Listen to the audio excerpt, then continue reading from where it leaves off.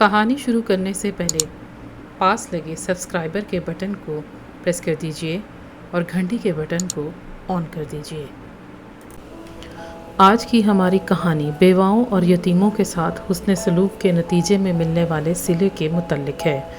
तो आइए कहानी की जानिब बढ़ते हैं। मेरा नाम अहमद है। मैं पेशे के एतबार से एक बैंकर हूँ। मेरे बैंक में एक क्लाइंट आया करते थे। नाम तो उनका आसिम था, लेकिन सब उनको हाजी साहब कहकर बुलाया करते थे। वो बहुत ही खुदातर्स इंसान थे। हर एक के साथ उनका अखलाक बेहतरीन था। मगर मैं क्योंकि उनके लॉकर्स को हैंडल किया करता था, इसलिए मेरे साथ उनकी दोस्ती हो चुकी थी। हम लोग अक्सर मिला करते थे। हाजी साहब का नाम आसिम हुसैन था। आसिम साहब अपने वालिदैन की अकलौती औलाद थे। उनका कोई बहन भाई नहीं था। वो बहुत सी फैक्ट्रियों के मालिक थे। उन्होंने क्योंकि हज किया हुआ था, इसलिए सब उनको हाजी साहब बुलाया करते थे। वो शादीशुदा आदमी थे और उनके 5 बच्चे थे। उनका कुनबा भरा पूरा था। आसिम साहब ने अब हज पे जाना था, इसलिए मैं उनको मिलने चला गया। यूँ महसूस होता था कि जैसे वो कुछ कहना चाह रहे थे। मैं क्योंकि उनका दोस्त था, इसलिए मैंने उनसे कहा कि आपको जो कुछ भी कहना है आप कह सकते हैं। तो फिर वो गोया हुए कि मेरी फैक्ट्री के मुलाजिमीन में एक मुलाजिम था जिसका नाम करमदीन था। वो मुलाजिम मुझे अपने वालिद से विरसे में मिला था। मेरे वालिद ने मुझे ख़ास तौर पर मरने से पहले कहा था कि करमदीन को कभी भी फैक्ट्री से ना निकालना। मैंने अपने वालिद की इस बात को पल्ले से बांध लिया, मगर करमदीन को बर्दाश्त करना कुछ आसान नहीं था।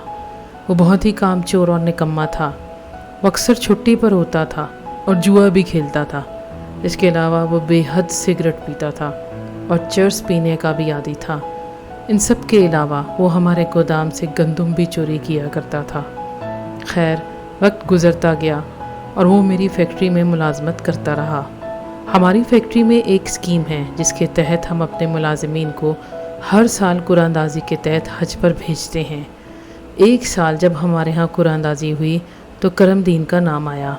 मैंने उसे बुलाया और कहा कि तुम्हारा नाम कुरानदाजी में आया है, तुम हज पर जाने की तैयारी करो। तो वो बोला, मैंने हज पर नहीं जाना है, मुझे यहाँ कुछ काम है जिसकी वजह से मैं यहाँ से जाने से कासिर हूँ। खैर, हम लोगों ने किसी और को उसकी जगह पर भेज दिया। बात गुजर गई। अगले साल फिर हमने कुरानदाजी की तो फिर से उसका नाम आया। कंपनी ने उसे बताया तो उसने फिर से इनकार कर डाला और कहा कि आप लोग मेरी जगह पर किसी और को भेज दें। खैर, फिर से उसकी जगह पर कोई और हज करने चला गया।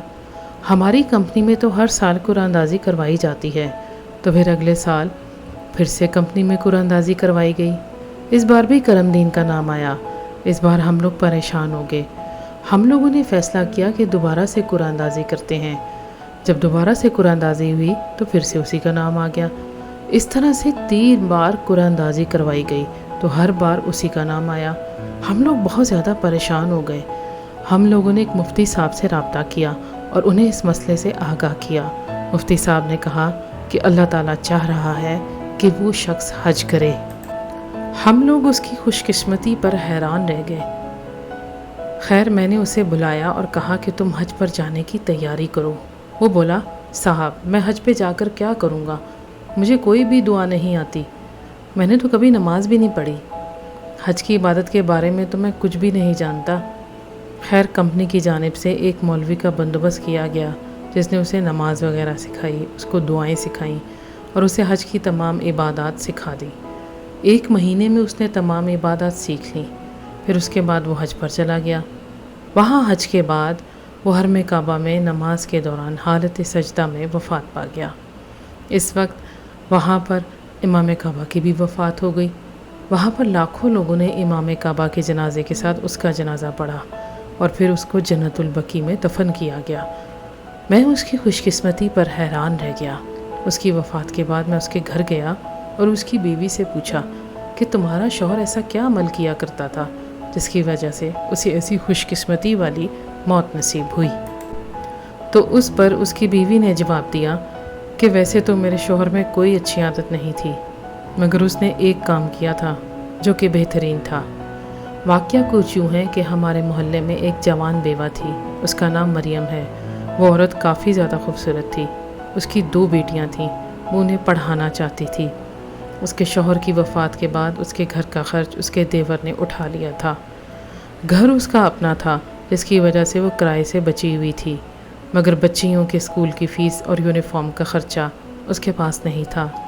اس کے لیے وہ لوگوں کے گھروں میں کام کرنے جایا کرتی تھی، مگر وہ جس گھر میں بھی کام کرنے کی غرض سے جاتی تھی، وہاں اس کی عزت پر ہاتھ ڈالنے کی کوشش کی جاتی تھی۔ اس وقت کرم دین نے اسے اپنی بہن بنا لیا تھا۔ وہ اسے اس کی بچیوں کے اسکول کی فیس اور یونیفارم کے روپے فراہم کیا کرتا تھا اور اس کی ضرورت کے تحت گھر میں راشن وغیرہ بھی ڈلوایا کرتا تھا۔ لیکن جب بھی وہ اسے خرچہ دینے جاتا تھا تو گھر کے دروازے کے اندر وہ نہیں جاتا تھا، بلکہ دروازے کے باہر ہی یہ سب سامان رکھ دیا کرتا تھا اور کہتا تھا، مریم بہن اسے اٹھا لو۔